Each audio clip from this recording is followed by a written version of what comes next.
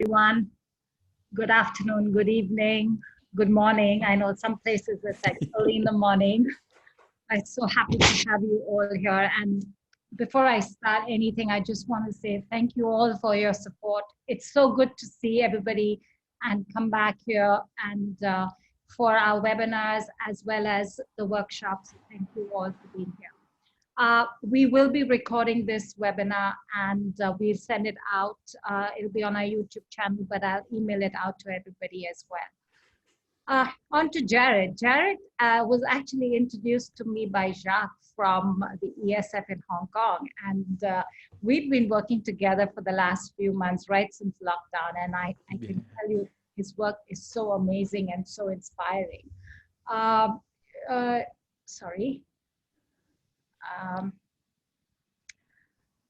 Jared is actually a neuroscientist, an educator, and an author for a new best-selling book called Stop Talking, Start Influencing, 12 Sites from Brain Science to Make Your Message Stick. He's conducted research and lectured at the Harvard University, Harvard Medical School, the University of Melbourne, and other schools internationally as well. So I'm not going to take too much time here to talk about Jared. I'm going to just hand it over to him, and I'm quite sure he will then take you on to all the nuances of all neuroscience and education. Thank you, Jared. Beautiful. Thank you, and good day, everyone. So give me a second. I'm just going to pop up my slides here. So yeah, thank you all so much for hanging out with me here, giving me an hour today where we can do some learning together. Just for those of you who don't know yet, as a bit of background, I was a teacher originally before I got into the neuroscience stuff. So you can assume everything I've ever done research-wise has been for the express purpose of bringing that knowledge back to teachers and saying, here's what we can use. Here's the good stuff. Here's the nonsense. Here's the useful bits. Here's the trash. So this is really, thank you for just hanging out with me. This is the culmination of what I love to do, building that bridge between the hallowed halls of academia and the actual real classroom. So what I figured is today, we got about an hour, is I want to take a look at what we'll call 5 learning principles today. Now, these will be what I call acontextual principles, things that make sense across the board. I don't care what subject you're teaching, where you're at. But because we're in this kind of COVID moment, I figured I'm going to kind of build it around the digital learning thing. So again, we're going to look at 5 principles through a digital lens, but just remember that all these principles are going to work in live classrooms as well. They're going to work face-to-face. I'm just using the digital because it gives us an interesting platform that we're all kind of stuck in right now. So let's tuck in then, digital learning. Now here's the big joke. So on your screen right now, and don't worry about the details, here are 100 of the most cited papers in the field of computers and education. So especially during this new COVID Zoom time, these are the papers that everyone is turning to when they're saying, look, the revolution is now. Computers are going to change education. Everything is happening. Woohoo. Now, if you actually go through these papers, you find something pretty interesting. 50 of these papers actually demonstrate that computers do worse than live in-person teaching and learning. Of the remaining 50, 22 demonstrate that computers are merely equivalent to live teachers. So they're about the same. Of the remaining 13 don't compare computers to anything, so they're not even real research, which means of the 100 most cited papers that people are using to argue for the inclusion of computers and tech in education, a whopping 15 of them demonstrate that computers can enhance learning over live in-person teaching. Now that is a horrible ratio. Let's put this into perspective. Let's imagine you get committed of a crime and you go and you have a jury with 12 of your peers. And after they go deliberate, 6 of them come back saying you're innocent, 4 say we can't decide, and 2 say you're guilty. There isn't a judge in the world that would convict you on this ratio, yet that is the exact same ratio we are using to say computers are going to change education. Why? What is happening? Why are computers, and I don't know how much more research, you got 3 decades of it. How much more research are we going to need to demonstrate that computers aren't great for learning? I think we kind of understand this and we've got our heads wrapped around this, but the question that I want to ask is why? Why are computers so bad for learning and teaching? Well, it turns out the issue is this. It's one called primary function. Now, here's the best way to describe primary function. Consider any tool in the world. How do 90% of the people in the world spend 90% of their time using that tool? Whatever the answer to that question is, that's your primary function of that tool. So for instance, if I gave you all a hammer right now, almost immediately you'd start looking for something to hit. And it's not because a hammer can't be used for other things. You could use a hammer for a ton of things. You could use it to open a Coke bottle, as a doorstop screw. There's a million ways you can use a hammer, but 90% of the time, 90% of us use it to hit things, which means when we get a hammer, we activate that story and off we go. So what is the primary function then of a computer? When we sit a kid down in front of a computer, what's the story that automatically pops on and that they just start running? Now, to understand this primary function, first we have to establish that yes, kids are using computers quite a bit. In fact, let's put this into context. If you were to sleep 6 hours every night this year, so 365 nights of perfect 6-hour sleep, you will sleep for about 2,190 hours, 91 days this year. Last year, before COVID, teenagers in the US spent an average of 2,224 hours on a computer. That's 93 days. So in a very real sense, kids are using tech more than they're sleeping. So we can assume, yes, they are using this tool, which means now we can dig down and say, how are you using it? What is your primary function? So let's break it down. Here are our computer use statistics values per week. So every week, students use computers to play video games for about 10 hours, 45 minutes. And again, that's average. So some kids are doing a ton more. I've got a nephew right now who's about 40, 50 hours a week. Absolutely ridiculous, but what are you going to do? TV videos for about 10 hours. So this is YouTube, Netflix, all those fun things. Scrolling social media for 8 hours, 15 minutes. That's the Twitter, the Facebook. Listening to music, 7 hours, 30 minutes. Completing homework, 3 hours, 30 minutes. Doing schoolwork at school, 2 hours. Reading for pleasure, 1 hour, 15 minutes. Creating content, 1 hour. And writing for pleasure, a whopping 15 minutes. And in case you're curious about all these values, a little over 30% of them are done multitasking, so together. So essentially listening to music while playing video games or scrolling social media while reading for pleasure. So a lot of this happens together. But let's extend this out. Assuming that school is only in session for 180 days, this means kids on average per year will use a computer for 198 hours to learn. That's compared to over 2,000 hours they will use this same machine to passively consume rapidly switching media content. How do 90% of people spend 90% of their time using this device? Congratulations, I think we just found our primary function. When a kid sits down in front of a computer, the story that automatically kicks on is, oh, time to just take in some fun stuff, open a bunch of tabs, surf over here, do all these things. And a lot of the times we like to blame these kids. We like to say, hey, you have low attention span. You guys really can't focus on anything. Nonsense. Human attention span hasn't changed in 150,000 years. It's exactly the same as it's always been. What's different is the tool we use. When a kid sits down in front of this computer, they've got thousands of hours of training telling them that this is how you're supposed to use it.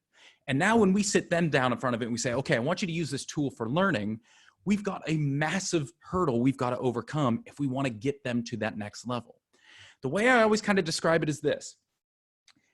Imagine you gave me a bunch of alcoholics and I sit them around a table and I put a big jug of beer in the middle of them. And I say, all right, everybody, I want you to use that beer to learn about buoyancy. Well, there's nothing about that beer that could stop anyone from learning buoyancy. It's perfectly suited to that task. But everyone around that table has a very deep story about beer, what beer should be used for. And I guarantee you it's not buoyancy. So even if they manage not to drink it, I promise you, they'll learn a lot about self-control, but nothing about buoyancy. That's the issue with kids and computers. When we sit them down here and say, time to learn, nope, they've already got a deep story, and that's the struggle. So I think it's important to kind of point out here that nobody has ever argued that computers can't be used for learning. They're fine. Any tool can be used for learning. This water cap can be used for learning. The argument is that it so often isn't used for learning that now it impedes our ability to use it in a different way. We've already lost this battle. Unfortunately, computers are used far more at home than they are at school. So there's never a reason to assume that we'll ever turn the primary function of computers into learning. This will never be a good learning tool. The battle is already done. Problem is we're stuck with this tool. So let's ask ourselves this. Okay, if I've got to use this tool anyway, what are 5 learning considerations I can apply to make this a bit better, to help make this a little more efficient and effective. It'll never be as good. Don't worry, you're never going to lose your job as a teacher. This thing will never replace us. But how can we use it better to make it a little stronger? So that's what I want to take a look at with you now. 5 considerations, principles we can use with computers. But remember, everything we're about to look at will make sense beyond computers as well. So I'm going to talk tech, but all we got to do is translate it and it becomes meaningful everywhere else. So principle number 1 is here. Now I want to start by playing a quick game with you. So I've got to open my phone here. I've got to turn on my timer. All right, so here's what we're going to do. I'm going to set my timer for 10 seconds. Now, when I say go, what I want you to do is you can use a pen and paper if you have it. If not, don't worry. You can just use your finger and write on your palm, or you can write on the tabletop, your knee, whatever. When I say go, the first thing I want you to do is write out the first 12 letters of the alphabet as quickly as you can. So A, B, C, D, E, F, G, H, I, J, K, L. Boom. When you're done doing that, I then want you to write out the first 12 numbers as quickly as you can. So 1, 2, 3, 4, 5, 6, 7, 8, 9, 10, 11, 12. So I'm going to give you 10 seconds to see if you can get through all of that, 12 letters, then 12 numbers, or let's see how far along the process we can get in that time. All right. Here we go. And ready, set, go.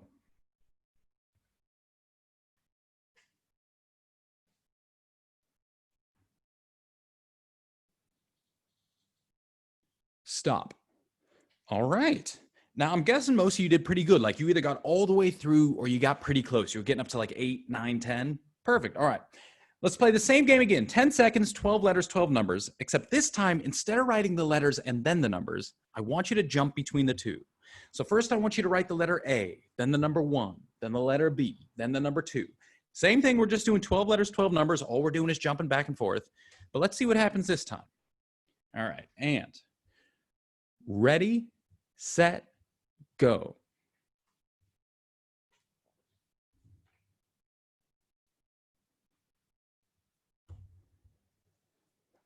Stop. All right. So how'd you do that time? If you're like most people, you probably didn't get anywhere near as far that second time. But more importantly, how many of you recognized that you started to get a bit confused? Like, look, it's just letters and numbers, but by the time you get up to E, all of a sudden you're going, A, B, C, D, E, F, A, B, C, D, E, F, G, So wait a second, what's going on? Why was that so difficult? Ladies and gentlemen, welcome to the wonderful world of multitasking. You cannot do it. Nobody in the world can do it. It's not a software issue. It's not a skill issue that if I just train hard enough, I can get good at it. It's a hardware issue. It's a problem with the brain. So think about it this way. In order to perform any task, you have to set up in your brain what's called your attentional filter for that task. So this is like a filter you put in your brain that dictates what's relevant and can make it into your conscious awareness, what's irrelevant, what gets blocked out. Cool, that's how we focus. Problem, you've only got one attention filter slot in your brain. It's right here, little nugget behind your left eyebrow, which means you can only keep one filter in at a time, so we can only focus on one task at a time. Anytime we're multitasking, we're never doing it simultaneously. All we're doing is jumping quickly back and forth. And every time we jump, you have to take out your old filter and put in your new filter. Now that jump, that filter switch takes time, about 0.2 seconds. During that time, your brain goes black. It processes nothing. It's just a blink. That's why you were going slower and slower and slower in round 2. You were just losing 0.2 seconds every time you jumped letters and numbers. But more importantly, every time you take out that filter and switch it out, your brain also dumps about a half second of incoming information. Anytime you jump tasks, your brain assumes whatever you were just doing is unimportant compared to what you're about to do. And so it dumps memory. It doesn't store a baby memory or a half memory. You just lose information. That's why you started to get confused. Even though it's just letters and numbers, every time you jump, you kept forgetting where you're at. And once you get out of the pattern, you have to keep starting from scratch. Oh, A, B, C, D, E, F, A, B, C, D, E, F, G. Multitasking, the single worst thing we can do for learning and memory. When you multitask, you go slower. Your memory drops significantly and your accuracy drops ridiculously. Now, to be fair, some of you right now are going, oh, well, I can multitask. To be fair, yes, we all do multitask all the time. Like I drove my car this morning while singing along to the radio. That's 2 tasks. So it turns out humans can do 2 things at once, so long as one of those tasks is on what we call bottom-up autopilot. So you can only consciously focus on one task at a time.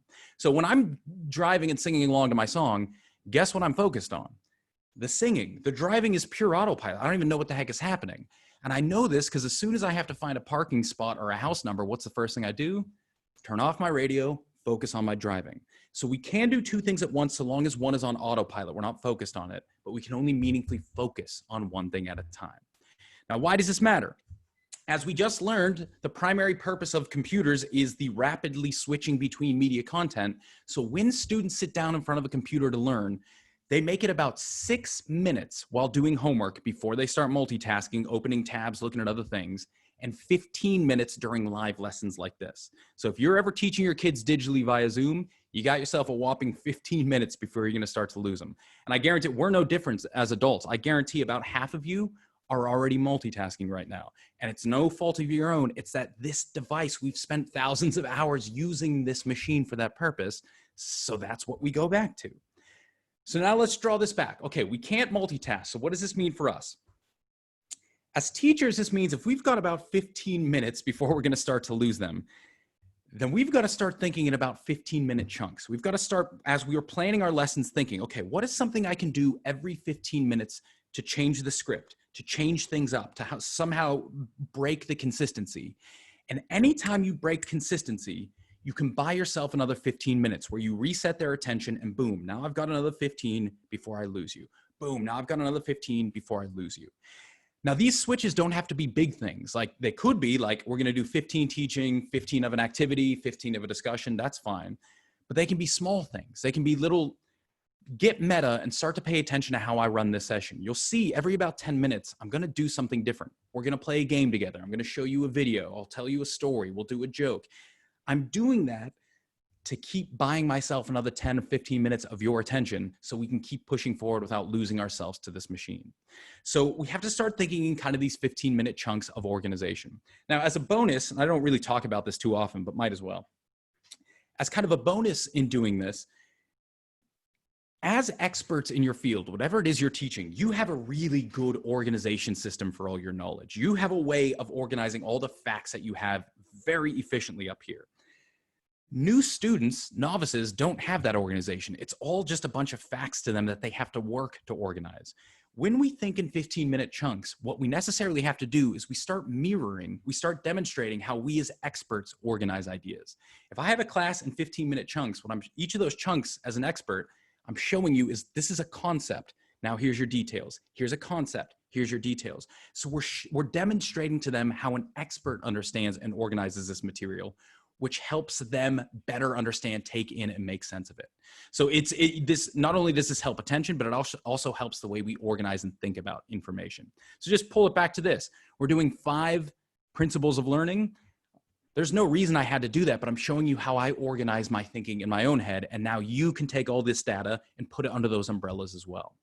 So for us, we're thinking in those chunks. For our students, this means they've just got to be wildly cognizant of their own attention. When they're live and in person, we can help them not multitask. We can see when they're off task and bring them on. Digital, we can't. So this means we've got to make them very aware of the dangers, the difficulty, and the temptations of multitasking. They have to know that this is the worst thing you can do for learning. And then we have to give them control. We have to say, now you have to take agency over this. No one can help you. You've got to run your own attention. So we've got to give them now the power, the control over that. We can remind them every so often, but for them, they've now got to start stepping up into that game. So that's principle 1, multitasking. Now for principle number 2, I want to start with a quick story. So this was back when I was younger. I was hanging out in my great uncle's backyard. So he had a huge backyard. This is back in the US. And he had an incinerator in the corner of his backyard. So a thing that looked like an oil drum. And one day he just walked up to it, reached in, pulled out a bunch of golf balls, threw them around his lawn. Then he went up to each golf ball and using his shovel like a golf club, he just started chipping the golf balls. And he was able to chip all of them. Didn't matter where they were at. One chip, boom. He could launch it up, sink it right back into that incinerator. Didn't matter. 6 shots, perfect chips right back into the incinerator. One of the coolest things I'd ever seen. So of course I asked him, I say, hey, how'd you learn to do that? And he explained that during the Great Depression in the 1920s, him and his brother, they needed to find a way to make money for the family. And they lived next to the old golf course. So anyone who still had money was still golfing. So what they did is they taught themselves how to chip into their incinerator using their father's garden tools. And then they would invite the golfers over and they would bet them 5 cents a shot that they could chip better with their garden tool than they could with their clubs. And so that's how they made money during the Depression. They just hustled these golfers doing this thing in their backyard. Now, here's where it becomes good for us as teachers.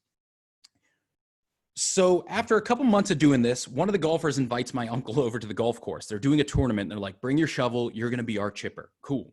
So he comes into the golf course with his shovel, and his very first chip, he said, he lined up and whoomp, just shanked it way off to the right. It's like, all right, I'll fix it the next one. Next chip, sails it way over the green. He said out of 10 shots that day, he maybe only hit 2. He was just horrible. Now, the question we've got to ask is why? How is it possible my uncle could hit a target the size of a manhole cover in his backyard, but miss a target the size of a swimming pool once he goes onto the golf course? What happened? Principle number 2 of learning is this. Memory is contextual. We like to think that when we take in information, we take it in clean. We don't. Right now, your memory for this session isn't going to be my words. It's going to be my words mixed with the feeling of the chair against your body, mixed with whatever temperature is in the air. If you're hungry, if you're thirsty, if there's other noises, if there's smells, all of this gets tied up in your memory and can dictate how you can access that memory later. So the way I always describe it is like this. Think about soldiers preparing for combat. Do they prepare by like just playing Call of Duty video games 10 hours a day and it's like, sweet, off to war? Of course not. How do they train? High stress, high tension, live ammo. Why? Because in a war situation, it's going to be high stress, high tension, live ammo. What they're doing is they're building a context into their learning. So when they hit that context in the future, boom, it's easy for them to access that information. So all of our learning is contextual. Now, why does this matter? Well, you can assume with this COVID fun, we are switching context quite a bit. So in Melbourne, we did a stint of digital, came back live for a couple weeks. We're now back digital and hoping to get back live next term, but we might go digital. We just keep jumping context. Whenever we do that, we can't be surprised if our students take a little dip in performance. We can expect their performance, their understanding to go down. And unfortunately, a lot of us think that, oh, that means you weren't learning. When we go from the home computer to the classroom and they start to look bad, we're like, you guys just weren't working hard enough. No, they know it. They have the learning in there. It's just been tied to the wrong context. And now we need to spend time, dedicate time to bringing that information back online in this different context. So I always say, whenever you make the switch, say from digital back to the classroom, you might have to spend time, a couple days, depending on how long you were digital, doing nothing but reviewing the material you already learned over here. Again, not because they don't understand it or learn it, but because you now have to bring that material online over here so they can start to use it in this new context. And same thing when we go from live back to digital, you might notice a little dip. So we might have to spend time reviewing, bringing that classroom information back online digital. So we just think anytime we're moving context, how are we bringing that context back online? And for them, then they have to have patience and persistence. A lot of kids don't recognize this contextual issue and they lose confidence. So if I've got a kid who's killing it at home, comes into the classroom, hits that slump and is like, oh, I don't remember any of this. Is someone writing on the screen? Interesting. They're saying, I don't remember any of this stuff. That's when they might lose confidence and go, well, that's it. I'm stupid. I'm not learning anything. We just got to let them know, no, you still got it. It's fine. We've just got to take the time to bring it back online. Have patience. I promise you, you're going to be fine after this. So that's the contextual issue. So we've got principle 1 is multitasking. Principle 2 is context. Now for principle 3, I want to play you a quick sound effect. Now, this should be in stereo, but I don't know if Zoom so it might just come in mono through your speakers. Should work still just fine. All you've got to do is listen to this sound and try your best to follow along. Here we go. To demonstrate why, let's do a little experiment. In your left ear, I'm going to read the description of a famous literary character. While in your right ear, I'm going to read the description of a different famous literary character. Your job is to try and pay attention to both simultaneously. Here we go.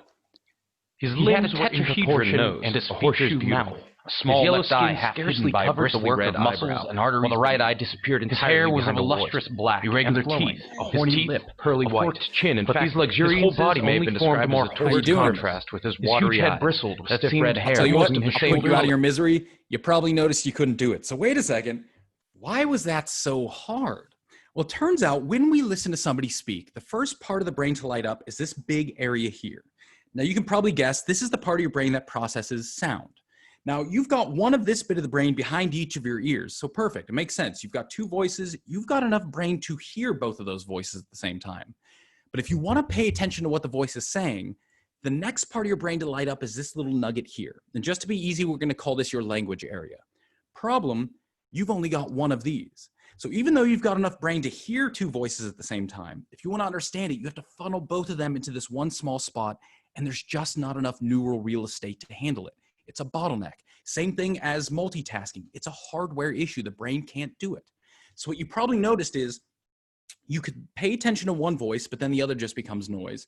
Then you could switch to the other voice, but then this one becomes noise. You could switch back and forth in that bottleneck, but you can never do both at the same time. The brain can't handle it. Now, why does this matter? Very rarely are we ever going to teach a class two at a time. Like, I'm going to do science in your left ear. She's going to do math in your right. We're going to double your learning. Yeah, this isn't something we do, so who cares? Here's where it comes good. On the next slide, I'm going to put up the words to a poem, while at the same time, I'm going to play the audio of me reading a different poem into your ears. Your job is going to be to read and understand the poem on your screen while listening to and understanding this poem at the same time. Let's see what happens. His pursed lips would seep angelic smoke, and I would inhale it like it was second-hand death. Both of us speak like poetry books, and scar each other's tongues with limerick, with charcoal, with significance.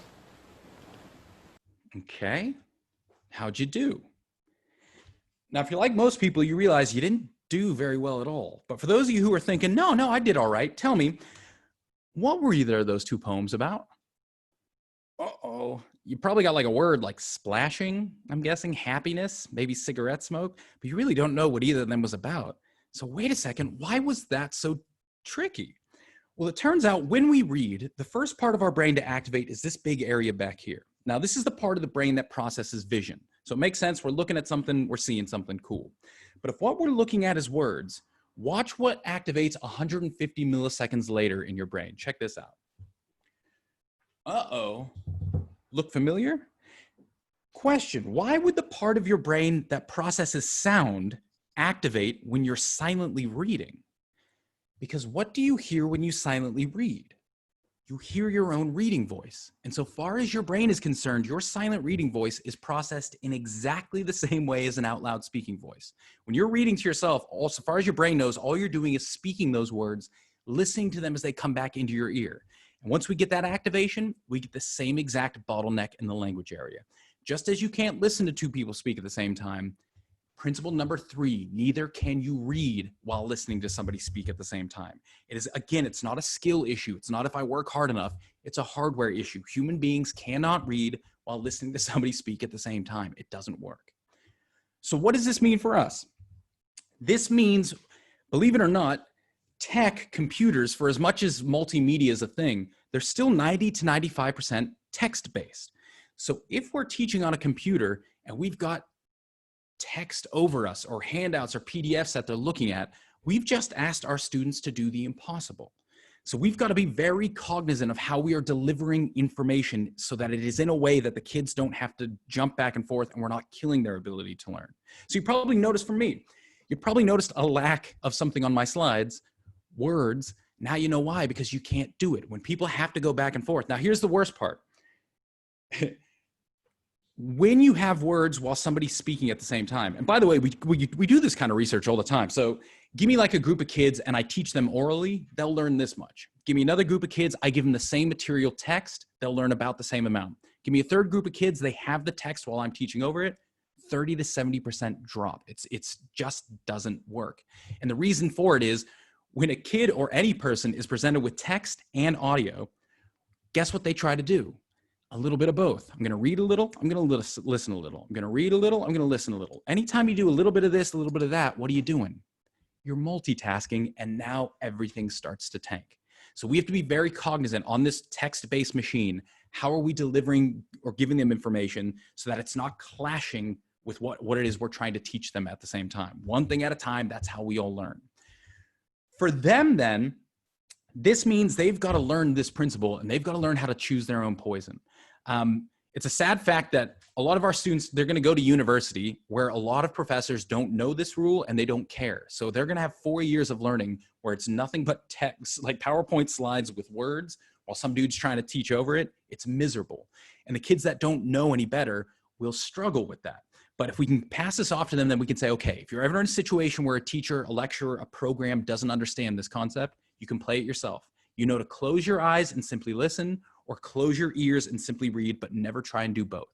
And although there's no one right answer, I always try and tell my kids, if you've got text over speech, always close your eyes and just listen. Text is everlasting. You can always get your hand on text and read that on your own time later.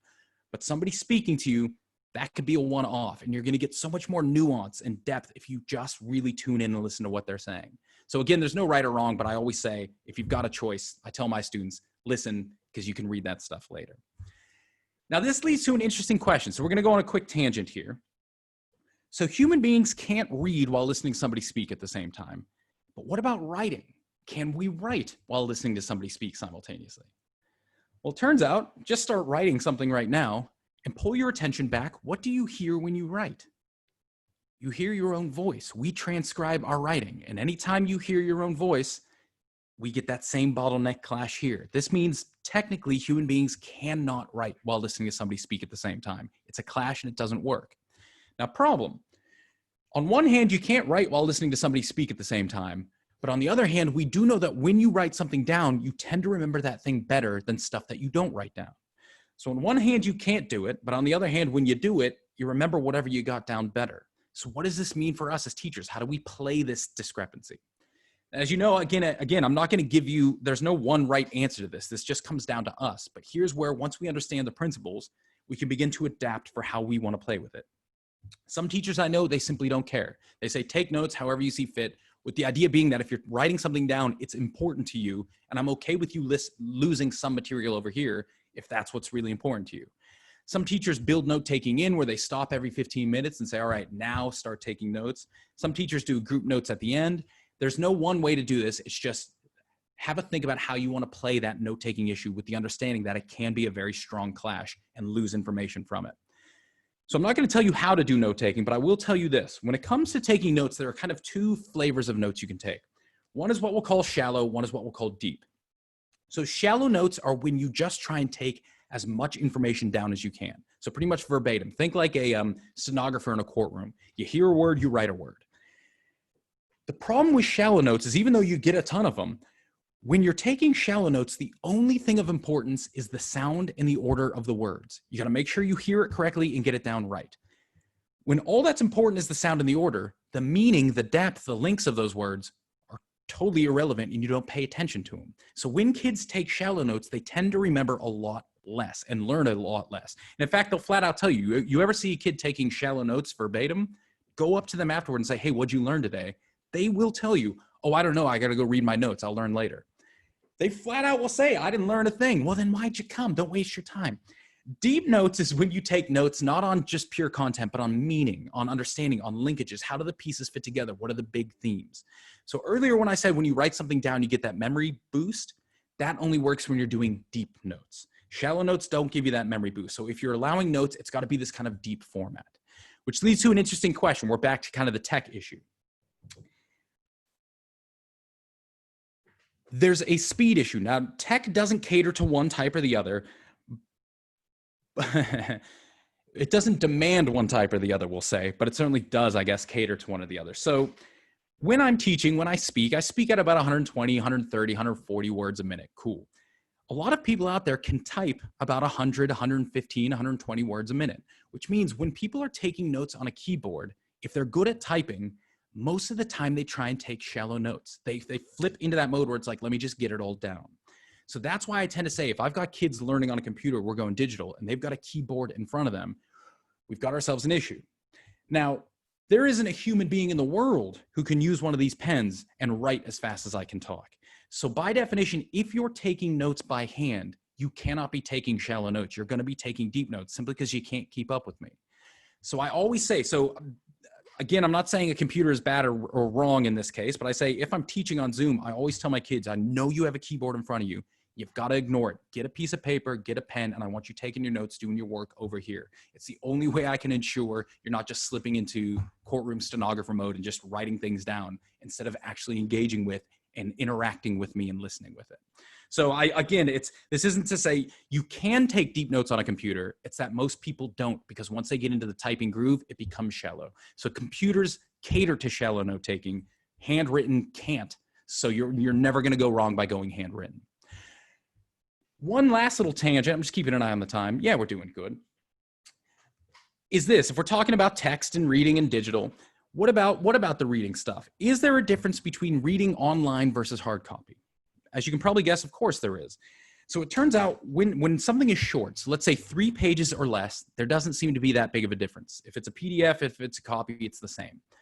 Once you get over 3 pages though, hard copy trumps digital. It's not even close. And the reason we think for this has to do with space. So remember earlier we said every new memory has a context built into it.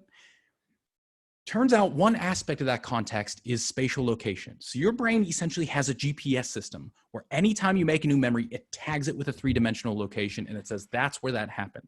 And again, you can now use this later. It's a key part of memory. You can use that space to reaccess those memories. When you're reading a hard copy book, every word has a very clear 3-dimensional location. To the day this book burns away into dust, the word evidence is going to be on the top right-hand page about a quarter of the way through.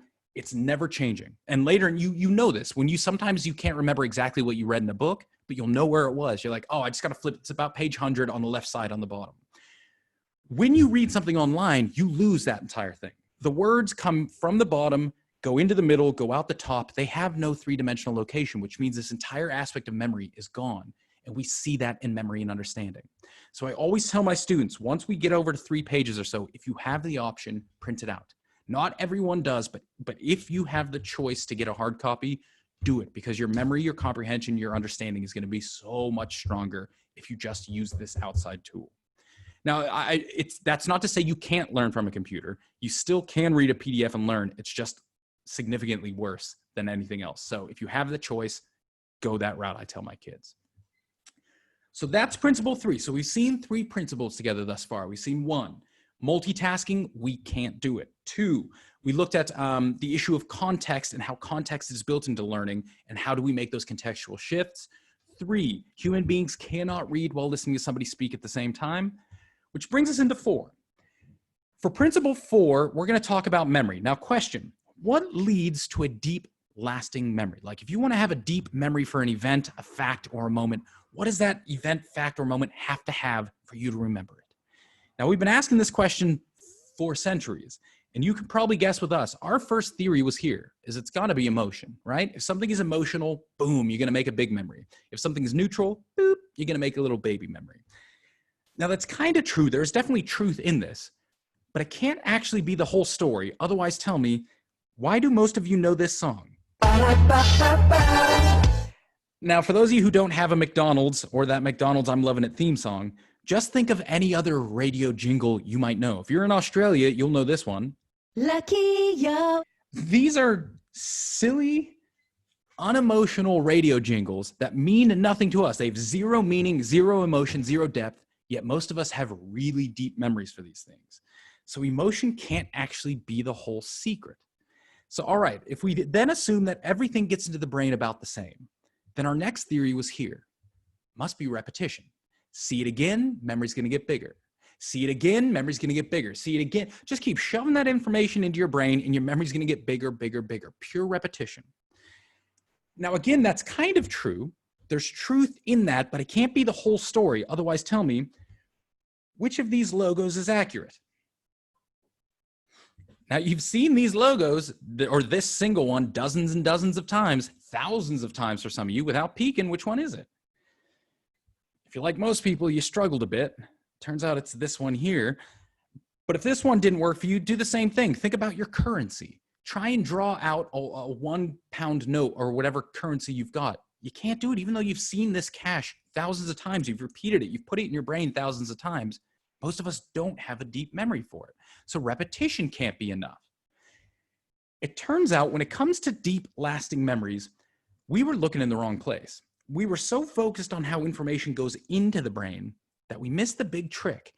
If you want a deep, lasting, durable memory, it has only a little bit to do with how it goes in, has a lot more to do with how it comes out. Access a memory and your memory gets bigger. Access it again and your memory gets bigger. Memory is constructive. The more you access, pull out information from your brain, the deeper, more durable, easier to access in the future that information becomes.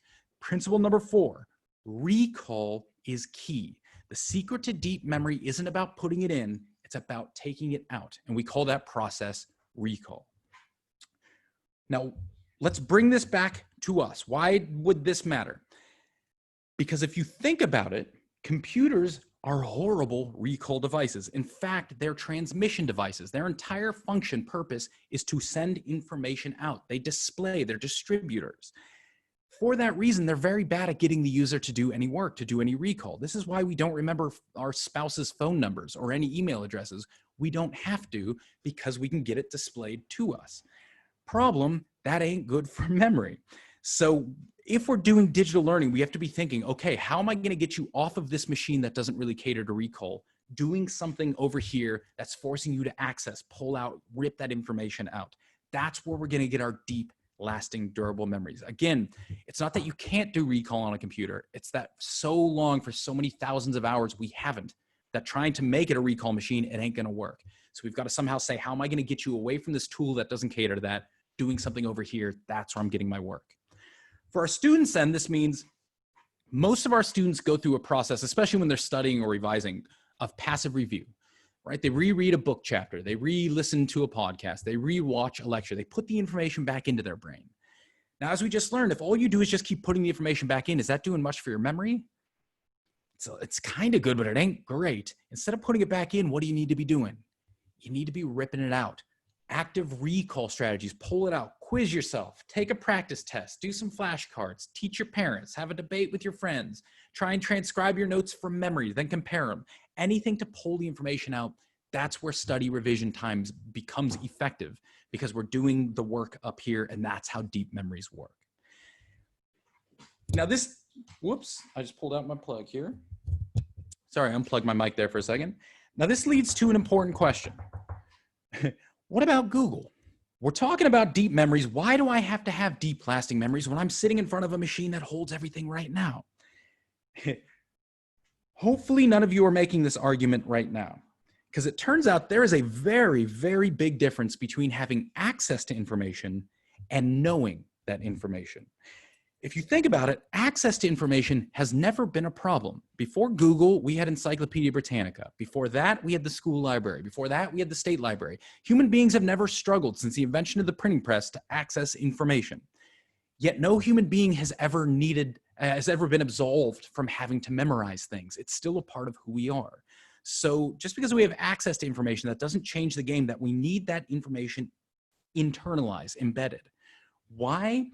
Because it turns out the way human cognition works, our architecture works, is every skill that we have is intimately dependent upon the knowledge we have internalized. All those skills that we love as teachers, creativity, critical thinking, collaborative inquiry, all this stuff, those skills can only be applied to information which we have internalized. If the information is not in you, your skills disappear and you cannot use them. In fact, Paul Kirshner, he's one of the biggest guys in this field. He has gone so far now as to say the base for every bit of human cognition is long-term memory. He is not even pulling punches anymore. Long-term memory is everything. So our motto becomes this: facts always precede skills. I don't care how deep your skills are. If you don't have the facts you need internalized and embedded, you cannot apply your skills to that information. And we won't get to go too deep. You can see we can spend an hour on this topic alone, but we can't. But I just want to demonstrate this to you. Facts always precede skills. Let's take the skill of critical thinking. Cool. I guarantee you, you all have this skill. You use it all day, every day. This is a skill you possess. Now, I'm going to tell you a quick story. All I want you to do is use your critical thinking skill, which I know you have or you wouldn't be here right now. Use your skill on this story here. So a while back in the Journal of Behavioral Brain and Medicine, An article was published that demonstrated that when neutrinos in the left medial temporal lobe were spinning in a clockwise fashion, this generated a radio signal detectable by bold MRI recordings. Now, using your critical thinking, I want you to dissect that and tell me what methodologically went wrong with that research study, or if it's accurate, what does this suggest about how we've been analyzing MRI data for the last 30 years? So go ahead, have a critical think and tell me what's what. You're probably realizing you can't do it. Why? Because you don't have critical thinking? No, because you don't understand the information. Now, I urge you, go Google everything I just told you. There's a recording of this, rewind it, go Google all those terms, neutrinos, left medial temporal lobe, bold MRI recordings. I promise you, you're gonna be no better, no closer to telling me what went wrong with this study, because access to information is different than internalizing that information. Only once we have information memorized inside of us can we attach it or build it into what we call our schemas, our worldviews, our stories of the world. And only there can we start to use our skills on that on that knowledge and information. So all this whole argument that, oh, we don't need to learn things anymore because we got Google, nonsense. That has never been an issue, and that doesn't change now that we have a computer in front of us. So I don't know if any of you were thinking school should just be a free-for-all because we have Google now. I don't think any of you were, but now you start to know a little bit of the science behind that reasoning. So recall is key. That is our fourth principle. I've got enough time for the next two. All right, so here is principle number 5, and I have a bonus principle just if we have time at the end. I don't know if we'll get there, but we'll find out. So principle number 5, we're gonna stick a bit with memory here. I want you to imagine you just spent 3 hours studying something special. So let's say like a word list. You spent 3 hours studying it, and man, you got perfect knowledge for it, you nailed it. I wanna show you what's gonna happen to your memory for all that information over the next week. Check this out. Oh. It is a sad fact that 48 hours from now, you will have forgotten 70% of everything you just studied and another 10 to 15% in the 5 days after that. Human beings forget about 70% of everything we learn every day. Now watch this. What if instead of doing 3 hours of study tonight, I did 1 hour of study tonight, 1 hour tomorrow, 1 hour the night after that? So no additional study. I've done the same amount of study. All I've done is break it up. Watch what happens to my memory now. Oh, hey, ho, ho. All of a sudden you get up to 60% better memory, and this will last for up to 12 months before it starts to dip off. No extra work, no extra effort. Why? What happened? There's 2 reasons for this boost. One, you've probably already guessed. What did we just learn is the secret to deep memories? Recall. So if you sit down for one long study session, really all you have to do is recall that information once. It kind of stays online, and when you're done studying, you put it back in. But when you do 3 sessions over 3 different days, you have to recall it, store it, recall it, store it, recall it, store it. So you have 3 times to recall information. Memory gets deeper, deeper, deeper. But it turns out there's a second, even more important reason why this memory jump goes up. So think about it this way. What do we all do at the end of every day? We sleep. And what do we all do when we sleep? Whether we know we're doing it or not, we dream. It turns out when you're dreaming, that's when your brain is tying down, locking down your memories, your information for that day. We call this consolidation. You don't sleep, you don't dream. Now, problem, when you consolidate during dreaming, we think just because of the constraints of the system, it takes about real time. So let's say you're asleep 6 hours at night and you were awake 18 hours during the day. That means you have 6 hours to try and lock down 18 hours worth of memory. You can't do it. So what does the brain do? Chops off 12 hours or about 70%. And that's why human beings lose 70% of what we learn every day. We don't have the time to consolidate it when we sleep. So what does this mean for us? Principle 5, sleep is essential. It's not cute. It's not fun. You don't sleep. You don't make memories. And now from this sleep pattern, we start to learn that spacing becomes key. This is one of the few laws of learning we have. If you cram tonight, or if we have students who do a cram session tonight, they'll be able to pass the test the next day, but by the end of the week, it'll all be gone. They won't pass it again. But if instead of cramming, say 5 hours before an exam, they do a little bit of study each night, 50 minutes a night over the course of 5 nights with sleep in between, not only will they pass that exam, but they'll pass the same exam 12 months from now because they won't have forgotten anything. Sleep becomes essential, and then breaking our study, our practice, our learning up with sleep becomes even more essential. Now we're talking tech, so why does this matter?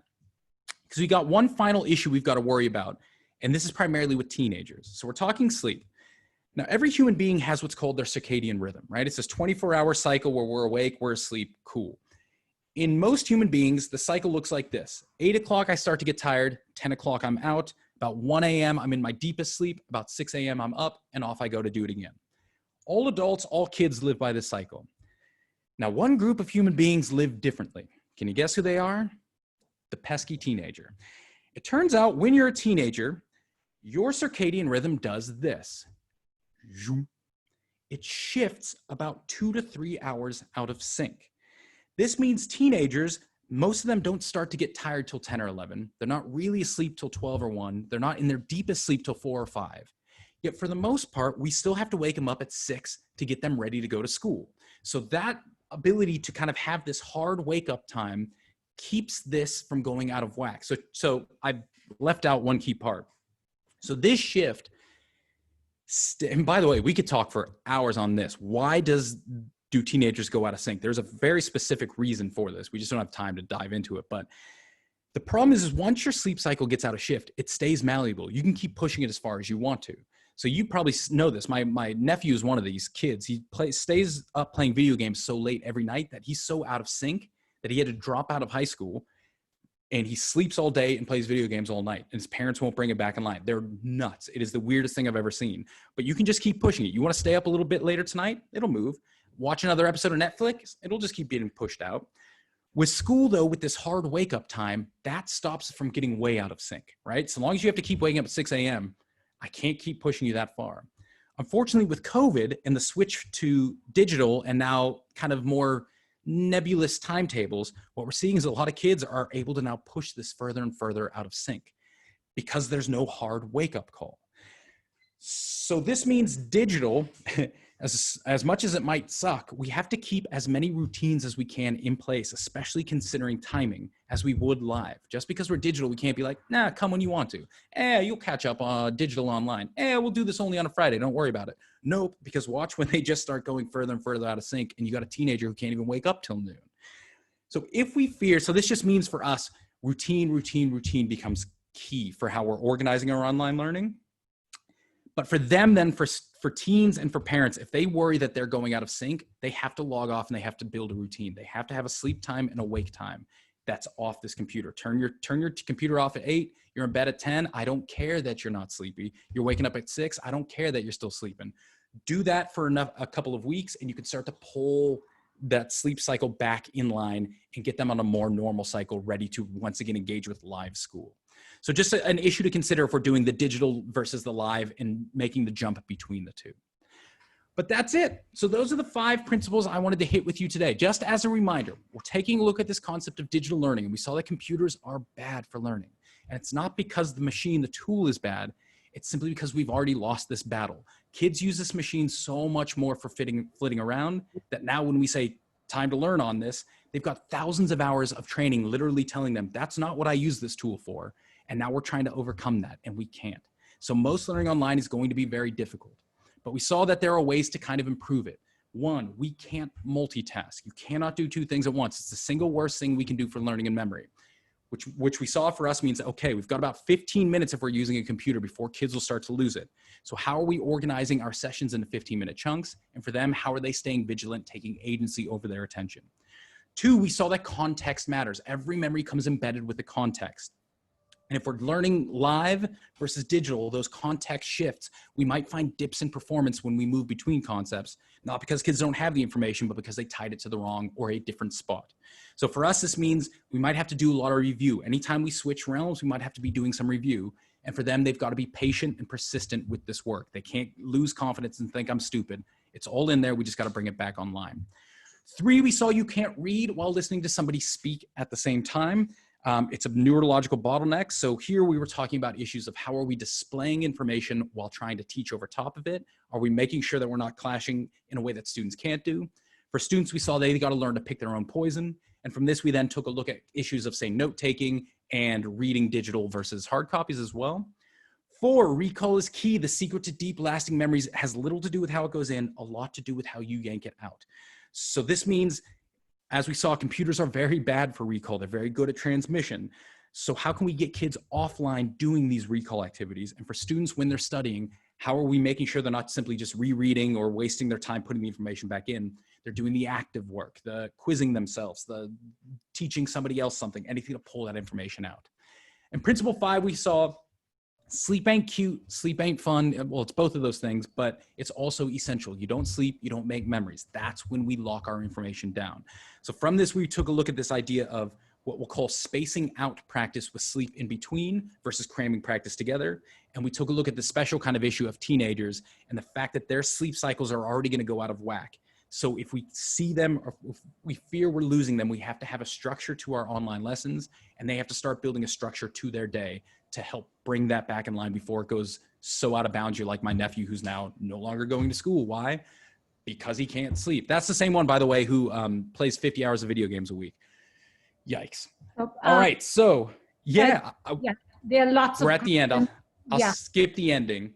I just wanted to let everyone know just real quick. We have another course, a couple of shameless plugs here at the end. That one, I have a YouTube channel where every other week we put out a new learning video where we take a look at a topic like creativity or the reading wars last week, and we just dive into it like we did today. So short little 5-minute videos if you want to keep up to date on kind of new science of learning, a great place to kind of tap in.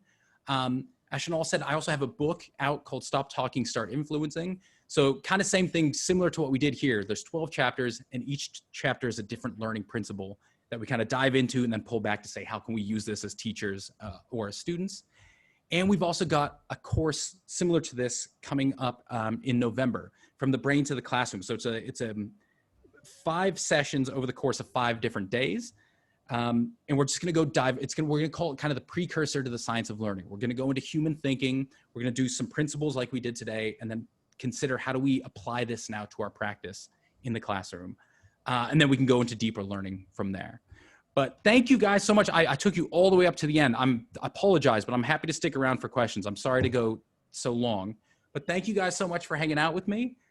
And I'll hand it then over to you guys for questions and thoughts. Thank you, Jared. There are lots of questions. I'm just trying to get 1 or 2 at least answered. There's one from Lama, and she says, during the hybrid learning where there's 50% on screen and 50% in person, how do you get the balance of screen time and get the learning experiences if we can ensure that delivering curriculum, is a peerless matter while only relying heavily on student iPads? Welcome to the world of being a teacher. That's one of those hard issues where it's going to change context to context, kid to kid. But I'm thinking specifically more of that context issue is, this is where if kids are taking the same class, just half online, half live, you're going to be doing a lot of front loading, where the first 5 minutes of every session is going to be doing nothing but drilling what we just learned in the last session and bringing that information back online in this different setting. And then the first 5 minutes of the next session online is going to be nothing but drilling this. There's going to be so much recursion and review, but that's the only way to make sure that you get a straight through line across different contexts. The other good thing is, the more you do this recursion and review, if you turn that kind of review into a recall session where now the kids actually have to do something with it, you've kind of doubled up. Not only have you run a review to bring information online in a new context, but you've also driven recall, where you force them to do a little bit of work, and now it's going to be easier for them to remember. It's interesting. I had this problem my second year of teaching at uni. God, it must have been like a decade ago. It was the same kind of issue. For some reason, it was half and half. So I ran this review type thing, and it became just this quiz show, this kind of sing-song where we'd go back and forth. I didn't see one of my students for 6 years, and then he joined my lab a couple of years ago. The first thing out of his mouth when I saw him come into the lab was he started to repeat the bits of the neuron. I'm like, why the heck do you remember all that? He's like, because we had to sing it to you 6 different times. It's never leaving my head again. I'm like, sweet, it works. So I wasn't expecting to do it that well, but there you go. So it was the only way I thought of it. It seemed to work pretty well for them. The other question is, how do teenagers play online games for hours but can't pay attention for a 45-minute class? Very simple, because video games and movies and TV are very good at playing that attention reset game. So we didn't get to go into attention very deeply. But the way attention works is you have what's called a threshold. If you want to pay attention to anything, that thing has to break through what's called your threshold. So right now my voice is above your threshold, so you can pay attention to me. But if there's a little ant in the corner and that ant sneezed, there'd be a signal. It would just be below your threshold, so you couldn't pay attention whether you wanted to or not. Problem is, anytime you're in a single context for an extended period of time, your threshold just starts to raise up. It becomes harder and harder to pay attention. And you've got, believe it or not, you've got about a 10 to 15 minute window, which is probably why we've got 15 minutes before we start losing kids online. The trick is, anytime you break that context or do something unexpected in that context, the threshold can reset and you've just bought yourself another 15 minutes. So essentially, as you get used to my voice, as you get used to your seat, whatever's around you, your threshold creeps up. Now all I've got to do is break it. If I say your name, if I tap you on the shoulder, if I scare you, if I make you say something, boom, I can shock your system and I bought myself another 10, 15 minutes. Video games and movies do nothing but that. Every about 3 to 4 to 5 minutes in a movie, they're going to break the context and that's going to reset your attention. That's why you can keep going. Video games, you got about a 10-minute game sequence till they're going to reset it, change up the rule set, reset your attention, and they just bought you another 10 minutes. So the difficulty with, you can get a kid to sit for 6, 7, 8 hours worth of learning if you play that attention game right. I mean, I don't know. You run out of juice. Learning is a slightly different, takes a little bit more energy. So really at about 4 hours, you're going to run out of juice, but you can teach a kid for 4 hours so long as you're playing that attention game right. Now the trick, by the way, the important thing to learn is those little breaks that you need to do every 10 to 15 minutes. You go back and watch this. I was doing it with you. Every 10 to 15 minutes, we're doing a game, we're doing something different. Those breaks can be totally out of bounds. Like you could just say, all right, now everyone get onto your chair and start wiggling. Cool. They can be totally nonsensical and that works, but they don't have to be. They can and probably should be driving the learning forward. They can be a break that somehow demonstrates a principle or a break that pushes to the next topic. So a lot of people start to think, oh, so we need a brain break. Everyone run around the room. Well, that works. But I'd much rather you think of ways to break the context in a way that's still moving that learning forward. So over the 4 hours, it's not start and stop, start and stop. It's one continuous flow, and each of those little breaks is just pushing you to that next level. So I don't know if that makes sense. That could just be me talking, but that's kind of where I sit. Yeah, thank you. I think we all, it's time up, and thank you all for being here. Thank you, Jared. This has just been a super session. The chat is going crazy and saying that it's such a relevant topic also in today's day and time. And I think it would be really relevant even in regular times, but right now it makes so much of sense, and thank you all. As Jared said, we are running a course, 5-week course starting in November, so we'll look out for details. And thank you, Jared, and thank you all for supporting chapters, and stay safe and be healthy. Bye-bye. Thank you all. Keep in touch. I'll see you guys later. Bye-bye. Bye, y'all. Bye, guys.